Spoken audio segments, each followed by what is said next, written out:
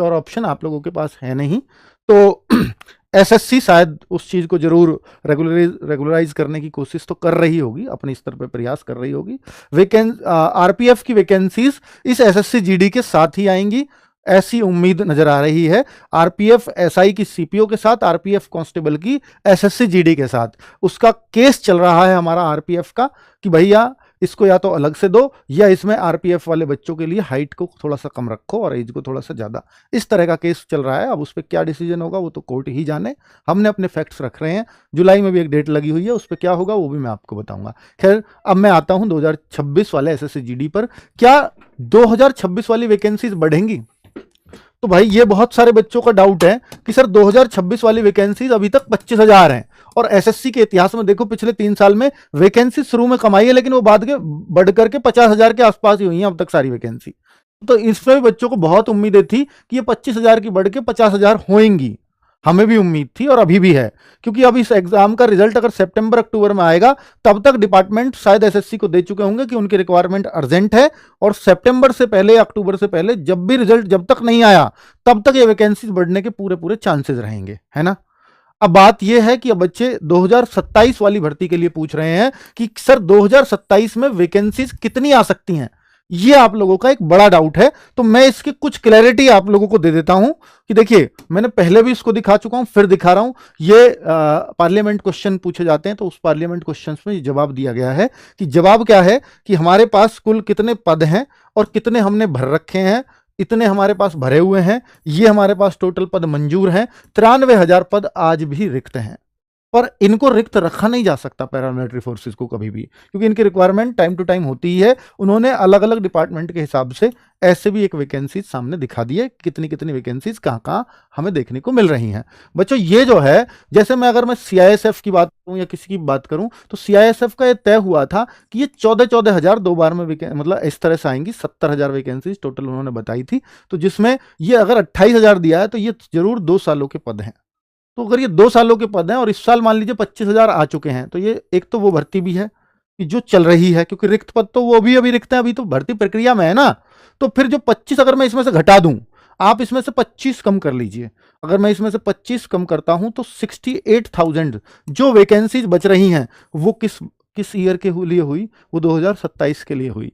अब आप ये देखो कि सर ऐसा भी हो सकता है क्या 18,000 यहां चली जाए? ये भी हो सकता है कि ये बढ़ करके 43,000 हो जाए और ये फिर 50,000 के आसपास रह जाए। पर इस साल किसी भी सूरत में 50,000 से कम रहने की उम्मीद नहीं दिखती। और ये जब तक का है, जब तक ये पार्लियामेंट क्वेश्चन पूछा गया होगा। कब का है भाई? ये 11 फरवरी 2026 का।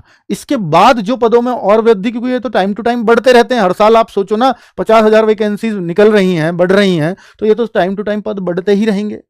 तो इस दौरान अगर जब तक ये आपके फॉर्म आएंगे, फॉर्म कब आएंगे? अक्टूबर में, तो तब तक ये वैकेंसीज बढ़ करके जो अभी आपको 50 दिख रही, हो सकता है 60 भी हो जाए, या हो सकता है इनको 50 कर दें और ये फिर मान लीजिए थोड़ी सी कम रही, 47-43 रही, तो फिर इसको बढ़ा करके 60 तक लेके जाएं। क्योंकि अभी महीने भी तो 7-8 का टाइम है ना। इसके बाद तो अगर 8 महीने का टाइम और 1 साल में ही 50,000 हो जाती है, तो 8 महीने में कुछ तो बढ़ेंगी ना इस पे, जो भी ऑलरेडी बात चल रही है। तो इसलिए ये नजर आ रहा है कि एसएससी जीडी की 2027 में एक अच्छी वैकेंसी देखने को मिलेगी। उसका कारण, अगर ये 25 ही रही तो सर, अगर ये वैकेंसीज 25 ही रह गई तो फिर ये बहुत बड़ी वैकेंसी हो सकती है। बहुत बड़ी मतलब 68-70,000 की भी हो सकती है, 70-75,000 तक भी हो सकती है। तो ये फिर चांस है। अभी देखो 55,000 नए जवान भर्ती होंगे, ये भी आपने गृह मंत्रालय का ये वो भी प्रस्ताव भेजा, 55,000 नए जवान भर्ती होंगे, तो ये भी आ गया। तो ये 55,000 क्या ये है जो 25 है उसको ही 55 कर दिया जाएगा? नहीं, उनको तो 55 नहीं किया जाएगा, पर हाँ उसमें कुछ पदों को उस तरफ भेज करके और इसमें रखा जाएगा। तो 55 है, बाकी ये इतने होंगे। गृह मंत्रालय इसका प्रस्ताव लगातार भेजता रहता है, ऐसा नहीं कि एक साथ ही ये भेज दिया अब इसके बाद कोई प्रस्ताव नहीं भेजेगा। अभी हो सकता है सीआईएसएफ भेजे कि मुझे और ज्यादा रिक्वायरमेंट है, बीएसएफ भेजे मुझे ये रिक्वायरमेंट और है, तो फिर ये नेक्स्ट ईयर 2027 में भी टाइम है, अर्थात अक्टूबर तक का टाइम बहुत बड़ा टाइम होता है। तब तक ये वैकेंसीज कितनी और बढ़ के हो जाएंगी वो आपको नहीं पता। तो कुल मिलाकर के ये स्पष्ट होता है यहां से कि इस बार एसएससी जीडी में एक बड़ी वैकेंसी देखने को मिलेगी। ठीक है, चलो एसएससी जीडी 2027 के लिए बुक्स कब आएंगी? ये बहुत सारे बच्चों का सवाल है कि एसएससी जीडी में आरडब्ल्यूए की बुक्स, आपको मालूम है ना कि हर साल हम नई बुक्स निकालते हैं। अगर किसी के पास पुरानी बुक्स हैं, अगर वो उनसे पढ़ सकता है तो फिर वो अपने आप में सफिशिएंट है। लेकिन इस बार बुक्स का मैं कहता हूं कि कुछ बुक्स को की आपको जरूरत थोड़ी सी पड़ेगी। उसका कारण है कि बच्चों ने हमें खुद बताया करके कि सर रीजनिंग में कुछ नए तरह के सवाल थे, सर हिंदी में कुछ नए तरह के सवाल थे। ना उन्होंने जीएस के लिए बहुत ज्यादा चिंता जताई थी बच्चों ने, ना मैथ्स के लिए। देखिए बच्चे, मेरा फायदा इसमें था कि मैं आपको बोलूं चारों बुक्स इस बार बहुत बेहतरीन ढंग से तैयार किए हैं, इनको सबको लीजिए। मैं ऐसा कभी नहीं करता हूं। मैं कहता हूं कि जो जेन्युइन सिचुएशन है, मैं उस सिचुएशन को आपको बता रहा हूं कि देखिए हिंदी में, क्योंकि ऐसी प्रशासनिक शब्दावली आपने पहले कभी नहीं देखी होगी, लेकिन बुक्स में इस तरह की भी शामिल हुई है। फिर जो नए नए क्वेश्चन इस बार जितने भी आए हैं वो सब हमने इस बुक में अपडेट किए हैं इस बार एसएससीजीडी की में, हिंदी में। ठीक है, अब मैं रीजनिंग की बात करूं तो रीजनिंग के 2-3 टाइप बच्चों ने इस बार नए बताए, वो इस बुक में इस बार शामिल कर लिए चैप्टर के साथ। आप कहो सर मैथ्स में, तो मैथ्स में बहुत कुछ देखने को नया नहीं मिला, लेकिन जो 2026 में क्वेश्चन पूछे गए वो इस बार की बुक में हमने अपडेट कर दिए हैं। हम हर साल यही करते हैं कि भैया पिछला एक साल निकाल दो बुक से और अगला अपडेटेड एक साल डाल दो, और बाकी क्वेश्चंस को एक क्रम में लगा दो टाइप वाइज। ये मैथ्स में हम करते हैं, रीजनिंग में हम लोग करते हैं, ताकि बच्चे को बुक पढ़ने में समस्या ना हो, कि उसको हर किसी के घर पे कोई पढ़ाने वाला नहीं है। तो वो भी एक प्रयास करूंगा कि बिना हिंदी के भी कॉम्बो बन सके। तो एसएससी जीडी प्रैक्टिस सेट्स कब से चलेंगे, ये भी बहुत सारे बच्चों का सवाल है। तो मित्र, ये वाले प्रैक्टिस सेट्स हम सोच रहे हैं कि जब से हम इसका बैच लाए हैं, कौन सा बैच, वीर बैच से पढ़ने दीजिएगा। 1 अगस्त तो 3 अगस्त से शुरू कर देंगे। 3 अगस्त का मंडे पड़ रहा है तो शुभ मुहूर्त भी है, तो 3 अगस्त से हम लोग इसको शुरू कर देंगे। ये उन बच्चों के लिए भी जरूरी है कि जो बैच का शामिल नहीं हो पाए, बिल्कुल वो लोग भी प्रैक्टिस सेट्स मांगते हैं, तो बिल्कुल उन लोगों के लिए भी, क्योंकि ये फ्री ऑफ कॉस्ट होंगे बच्चों। और मैं बैच वालों से कहूंगा कि आप अभी प्रैक्टिस सेट्स की जल्दी मत करिएगा, आप अपने बैच को कंप्लीट करिएगा। ये मेरा सजेशन है, अगर आप एग्जाम निकालना चाहते हो तो, है ना, उसमें डिस्टर्ब मत होइएगा। दूसरा, एसएससी जीडी मॉक टेस्ट कब से स्टार्ट होंगे, तो ये मैं आपको डेट ऑलरेडी दे चुका हूं कि इस बार जो संडे आ रहा है 12 जुलाई, तो इससे आपका जब तक एग्जाम होगा तब तक आपको हर संडे मॉक मिलेगा। और इस बार मॉक क्यों जरूरी है ये भी बताऊंगा, साथ में ये भी बता देता हूं कि 3 सबसे ज्यादा जरूरत वाली चीजें अगर आपको सिलेक्शन लेना है तो, एक तो आपकी क्लासेस, एक आपकी बुक्स और एक आपके मॉक, ये 3 चीजों से सिलेक्शन ले जाते हो आप। ये क्लासेस कौन सी क्लासेस, अगर आप एकदम फ्रेशर हैं या आपने पहले कभी कोई बैच से अच्छे से चीजें कंप्लीट नहीं की है, या आपने कोशिश बैच तो का हिस्सा तो बने लेकिन उससे कभी क्लास नहीं कर पाए, तो मैं कहूंगा फिर आप बैच में जाइए और बैच को कंप्लीट करिए। वीर बैच अभी चला है। और अगर आप ये कहते हैं कि सर हमने बैच बहुत अच्छे से कंप्लीट कर रखा है, हमें सिर्फ रिवीजन की जरूरत है, तो फिर आप प्रैक्टिस सेट्स में जाइए, फिर आपको कोई पैसा खर्च करने की जरूरत नहीं है। अगर आप अपनी तैयारी को ठीक ठाक मानते हैं तो फिर प्रैक्टिस सेट से काम हो जाएगा।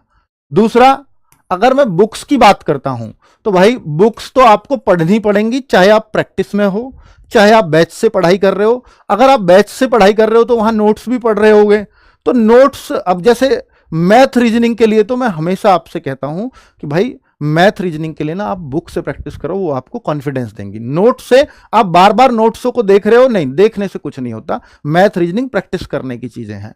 हिंदी, क्योंकि नोट्स में हो सकता है उतनी सारी चीजें ना लिखवाई जाएं, जैसे मान लीजिए आप उसकी बात करते हैं मुहावरे, तो सारे नहीं लिखवा पाएगा कभी भी कोई भी, तो इसलिए हिंदी की बुक वहां नीड पड़ जाएगी, है ना। पर्यायवाची कोई सारे नहीं लिखवा सकता, इसलिए बुक पे थोड़ा टिक मार करके चलेंगे, और वो सब कुछ वही क्वेश्चंस होंगे इन बुक्स में, तो एसएससी जीडी वाली में, चाहे हिंदी हो, चाहे मैथ हो, चाहे रीजनिंग हो, चाहे जीएस, जो अब तक पूछे गए हैं एसएससी जीडी में। तो ये एक फायदा इन बुक्स का होता है। ठीक है, अब मैं मॉक की बात करता हूं तो भाई मॉक टेस्ट इस बार सबसे ज्यादा जरूरी है। उसका कारण है ये सेक्शनल टाइमिंग।